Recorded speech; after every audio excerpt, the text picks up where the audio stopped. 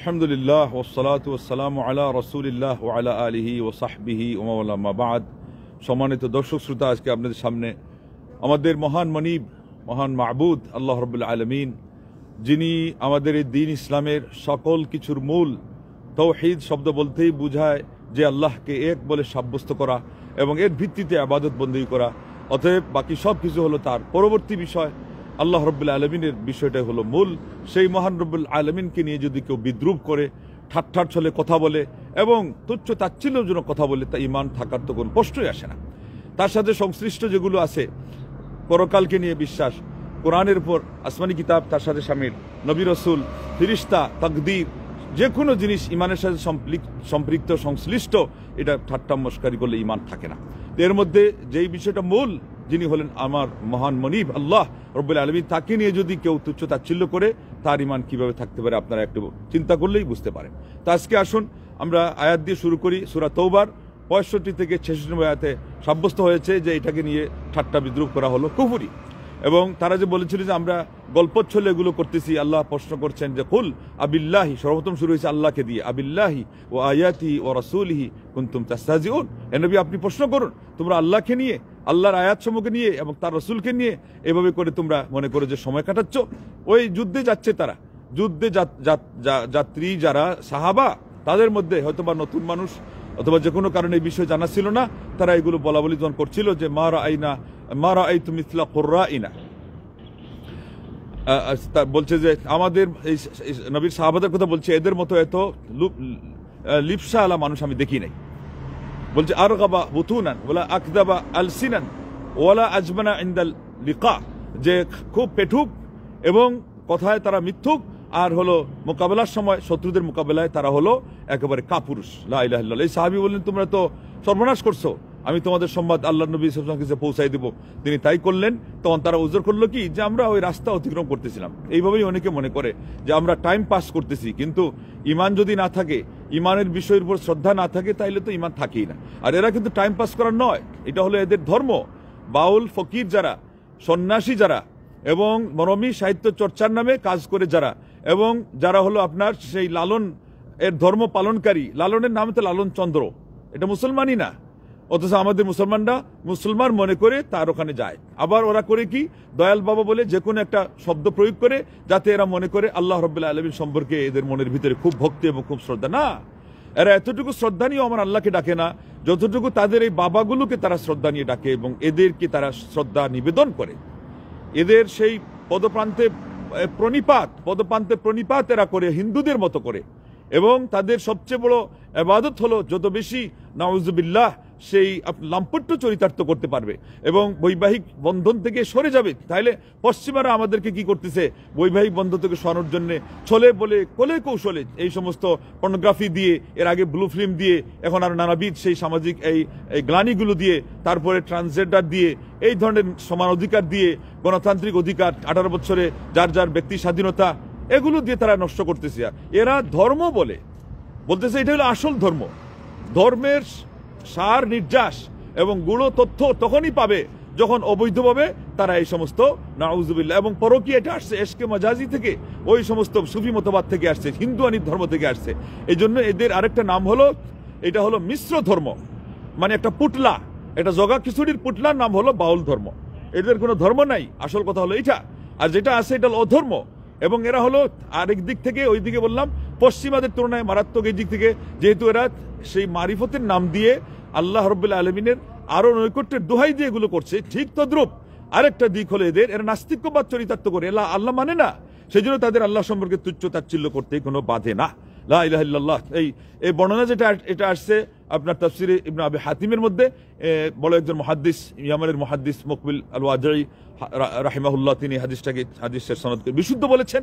তার মানে এটা শানে নুজুলে যে কথাটা আসছে, এইভাবে করে বলার কারণেই আল্লাহ পাক বলছেন লা তা'তাযিরু, 66 আয়াত থেকে বলছেন সূরা তওবার, যে আজকে আর তোমরা উযর করো না যে আমরা টাইম পাস করতেছিলাম, আমরা রাস্তা অতিক্রম করতে গিয়ে গল্প করতেছিলাম। লা কাদ কাফারতুম বা'দা ঈমানিকুম, লা ইলাহা ইল্লাল্লাহ। আল্লাহ বলছেন তোমরা ঈমান আনার পরে কুফরি করেছো। তার মানে কি, এরা নামে মুসলমান ছিল। লা ইলাহা ইল্লাল্লাহ। আল্লাহ নবী সাল্লাল্লাহু আলাইহি ওয়াসাল্লাম সাহাবা যদিও বা কাঁচা ইমানদার, যদিও বা নতুন ইমানদার, মাসআলা যদিও বা না জানে, আল্লাহ বলছেন তোমাদের উযর গ্রহণ করা হবে না। আমি যদি তোমাদের এক পক্ষের উযর গ্রহণও করি, নুআযিব তাইফাতাম মিনকুম বিআন্নাকুম মিনহুম বিআন্নাহুম কানু মুজরিমিন, তাহলে তাদের আরেকটা পক্ষকে আমি অবশ্যই শাস্তি দিব, কারণ তারা বাস্তবে অপরাধী ছিল। আর এখানে হলো এমন অপরাধী যে কাদ কাফারতুম, যে আল্লাহ অপরাধ নির্ণয় করেছেন যে এটা হলো কুফরির অপরাধ। আর এরা হলো একেবারে গঠনমূলকভাবে এইরকম করে। কথাটা নিয়ে আসছে কোথা থেকে? সে বলছে যে আল্লাহ পাক নাকি এক জায়গায় বলছেন যে আল্লাহ বলে আউয়ালু মা খালকুল্লাহে ইশক, আউয়ালু মা খালকুল্লাহে আরশ, আউয়ালু মা খালকুল্লাহে নূর, আউয়ালু মা খালকুল্লাহে রূহ। শুনেন, আরবি শুনেন, আউয়ালু মা খালকুল্লাহে, আউযু বিল্লাহ। ওইটা যেটা ছিল তাও জাল হাদিস, আউয়ালু মা খালাকাল্লাহু নূরি, তো খালাকারে খালকু, এরপরে খালকুল্লাহে, মার পরে খালকুল্লাহে, তারপরে নূর। বলেন, সে নিজে বাইর করছে এটা নাকি এশকের কথা আসছে। এশ কোথায় পাইছে? এটা জাল হাদিস দিয়ে তো নূরের কথা আছে, এশ কোথায়, আরশ কোথায়? লা হাওলা ওয়ালা কুওয়াতা ইল্লা বিল্লাহ, লা হাওলা ওয়ালা কুওয়াতা ইল্লা বিল্লাহ। আউয়ালু মা খালাকাল্লাহুল কলম ফাকালা লাহু উকতুব। হাদিসে এটা আছে বুখারীতে, আল্লাহ সর্বপ্রথম সৃষ্টি করেছেন কলম, সেটা অন্য উদ্দেশ্যে, যে কলমকে সর্বপ্রথম সৃষ্টি করে কি নির্দেশ দিয়েছেন। এই জন্য আলিমদের কাছে মতানৈক্য হয়েছে যে আসলে আগে কি কলম, এবং এই আরশের ক্ষেত্রে হলো আসলে আরশ আগে, কিন্তু এটা তো এরকম কোনো হাদিসে নাই। এরপরে নূর, ওই যে নূরই, এখানে কোথায় হাদিসটা জাল। রূহ কোথায় পাওয়া গেল? রূহ নিজেরা সব বানাইছে। বানানোর পরে সে বলছে যে মুখ কয়টা, আল্লাহকে নাউজুবিল্লাহ বিদ্রুপ করে বলছে মুখ কয়টা। এরপরে বলতেছে এটা কি মুখ না হুক? তো এই তো শেষ, তার ইমান এখানে শেষ। আমার আল্লাহ সম্পর্কে, আল্লাহর শানে এই কথা বলার মানেই তো তার ইমান শেষ। এরপরে বলছে জীব পরম মানে হলো এই আল্লাহ, আল্লাহর বান্দা। আল্লাহ জীব পরম, এটা কি শব্দ? তার মানে এরা ওই সংস্কৃত ভাষা প্রয়োগ করে, ব্যবহার করে। এরা তো তাইলে হিন্দু, এটা বলক পরিষ্কার করে। বৈষ্ণব ধর্ম যে আরেক দল বের করছিল হিন্দু থেকে বের হয়ে, এটা তো মানুষের প্রমাণ হয়েছে। তো এটা আসলে মানব ধর্ম। ঘুরে ফিরে এদের মধ্যে কিন্তু আরেকটা আছে, আল্লাহকে মানে না, ইসলামকে মানে না, আল্লাহর ধর্ম মানে না, কিন্তু মানব ধর্মের দোহাই দিয়ে ওরা ওই যে মানব পূজা করে। এরপরে শিবের লিঙ্গ পূজা করার জন্য হিন্দুদের মাঝে এই খবিশদের মধ্যে এই নোংরামিটা আছে। এগুলো আপনাদের পরিষ্কার বলে না, লা হাওলা ওয়ালা কুওয়াতা ইল্লা বিল্লাহ। এরপরে বলতেছে আল্লাহর সাথে পাল্লা দিয়ে কি পারা যায়, মানে এটা খুশ গল্প করতেছে ইমান আগেই শেষ করে দেওয়ার পরে। আবার এরপরে ভক্তি শ্রদ্ধাও দেখতেছে। আল্লাহ বলতেছে যে পাল্লা দেওয়ার জন্য বান্দা, এরপরে আমি তো দেখি আবুল আর আবুল, সে হে বলে তার মানে কি আল্লাহকেও আবুল, বান্দাকেও আবুল মনে করে। এটা হলো লিন এর বিশ্বাসে, আকীদায় বিশ্বাসী। ওই যে সংস্কৃত ভাষার মধ্যে ছিল, এটাকে বাংলাতে আনছে আত্মা, পরমাত্মা, মহাত্মা, আত্মা, মহাত্মা, পরমাত্মা। এইগুলোতে তারা একই মনে করে, ওরা আল্লাহর সাথে প্রেম খেলার নাম দিয়ে সব একই মনে করে। বলছে আল্লাহর সাথে কোনো পাল্লা চলে না। কিন্তু এরপরে আবার বলছে তারপরে পালাগান, পাল্লার মধ্যে অনেক কথা ভুল ত্রুটি হলে ক্ষমা করবেন। মুরিদদের কাছে বলছে ক্ষমা করবেন, কিন্তু আল্লাহকে গিয়ে শিখি বলতেছে তুমি আমি একই সাথে মিশেছিলাম, একই জাতে, ভিন্ন হইলে প্রমাণ দাও সাক্ষাতে। এই যে দেখেন একসাথে, ওই লিনের বিশ্বাস বলছে একসাথে ছিল। ওদের বিশ্বাস হলো আপনার ওই ডালিমের মতো, আল্লাহ, জিবরিল, মুহাম্মদ একসাথে ছিলেন। এরপরে একটা আওয়াজ আসলো আর তিনজন তিন দিকে ছিটকে পড়ে গেল। এগুলো তাদের গল্প, ভিতরকার গল্প। এই যে এখন বলতেছে একই সাথে ছিল। আর বলছে ভিন্ন যদি হয় তাহলে আমার সাথে সাক্ষাৎ করে এসে আপনি পরিচয় দেন, এছাড়া নাকি সে এটা মানবে না। তো কোরআন কই? এরা কোরআন মানে আল্লাহর পরিচিতির জন্য একসাথে ছিলেন না আলাদা ছিলেন, বা ছিলেনই না কোনোদিন, আসলে তো ছিলই না। তাইলে এটা তো কোরআনে বলা আছে, ওমা খালাকতুল জিন্না ওয়াল ইনসা ইল্লা লিয়াবুদুন। আল্লাহ পার্থক্য করে বলেছেন যে আমি মাবুদ, আর জিন এবং ইনসান হলো আমার সব গোলাম। মাবুদ আর গোলাম এরা কোনোদিন এক হতে পারে না। লা হাওলা ওয়ালা কুওয়াতা ইল্লা বিল্লাহ। আবার প্রমাণ দিচ্ছে যে কোনো সন্তান যদি করে দোষ, পিতা নাহি করে রুশ, ক্ষমা না করা কার দোষ?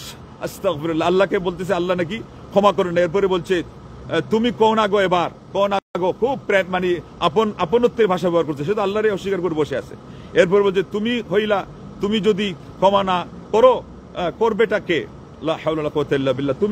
তুমি হইলা, এখন বুঝাচ্ছে আল্লাহ মাবুদ, এখন ক্ষমা না করলে কে ক্ষমা করবে? এরপরে বলছে তোমার দয়াল নামটি দিব কেটে যদি আমার দুঃখ না কাটে, তোমার দয়াল নামটি দিব কেটে যদি আমার দুঃখ না কাটে। তার দুঃখ না কাটলে আল্লাহর দয়াল নাম সে কেটে দিবে। তার হাতে কলম আছে, সে মাস্টার। আউযু বিল্লাহ। এই দরখাস্ত আমার কোর্টে রইল অবিরাম। এটা কোর্টের মধ্যে জমা রাখছে, কোন কোর্টে সে জানে আর তার বাপ জানে। এরপরে বলতেছে 350 বছর আদম হাওয়ায় তুমি কান্দাইছিলা কত জায়গায়, লা হাওলা ওয়ালা কুওয়াতা ইল্লা বিল্লাহ। বিচার নাহি কইরাছিলা তার, এটা হলো আল্লাহর বিরুদ্ধে তার অভিযোগ। 350 বছর আল্লাহ কান্দাইছে, বিচার আল্লাহ করে নাই। এরপরে বলছে বিচার যদি ঠিকই হইবে তাইলে আদম কেন আবার জান্নাতে ফিরত যাবে না? আমার সময় কম, তার মানে বলতেছে যে আদমকে তো জান্নাতে ফিরত যাওয়া দরকার ছিল, এটা আদমের বাড়ি, তো বাড়িতে জায়গা দিছিল কে? আল্লাহ রাব্বুল আলামিন। তারপরে আল্লাহ পাক হিকমত করে এখানে আসলে মাটিতে আনবেন, এগুলো করে আল্লাহ রাব্বুল আলামিন এই ব্যবস্থা নিয়েছেন। লা ইলাহা ইল্লাল্লাহ। এখন সে বলতেছে আল্লাহ রাব্বুল আলামিনকে দোষী বানাইয়া যে আদম আলাইহিস সালামকে তাইলে 350 বছর পাইলো কই? এবং তারা যে বানায় বলে তিনি দেখলেন আরশের মাঝে লা ইলাহা ইল্লাল্লাহ মুহাম্মাদুর রাসূলুল্লাহ, ওটা আরেক দল। এই যে দেখেন এরা মুরব্বির পাশাপাশি আরেক দল আছে যে তোমার নামের আদম রূপে আমায় তুমি সর্বপ্রথম বানাইয়া তোমার নামের সঙ্গে কাহার নামটি জুড়িলা, আকাশ থেকে আওয়াজ আসে মোহাম্মদ রে জড়িত, যাহার সৃষ্টি না হইলে জাহান সৃষ্টি না হইতো। এটাও তো বানর। এটা আমাদের যুক্তি সাহেব তার ওয়াজের মধ্যে বলেছেন, যুক্তিবাদী হাবিব রহমান সাহেব, তাকে এখন গিয়ে ধরেন, তওবা করান যে আপনিও তো এদের এই পার্টির এই সর্বহারা পার্টির সাথে আপনিও যুক্ত আছেন।